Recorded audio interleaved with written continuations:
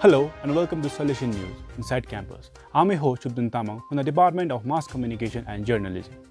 In this special edition of Inside Campus News, I bring you the latest update on special lecture series on the regional novel entitled There is Carnival Today, translated by Manjushree Thapa and written by late Indra Bahadur Rai. News and details by Riha Pradhan.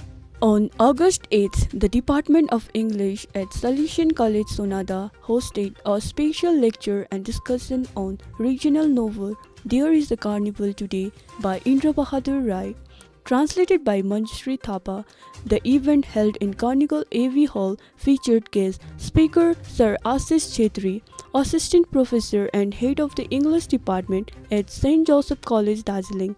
The program began with a welcome address by Samriti Lama, followed by lamp lighting ceremony in tribute to late Indra Bahadur Rai contribution to Indian Nepali literature.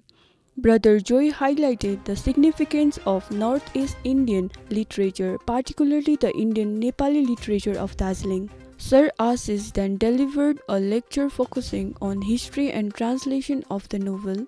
The event continued with an open discussion allowing students to engage interactivity with the speaker and concluded with a vote of thanks given by Brother Jacob Rai.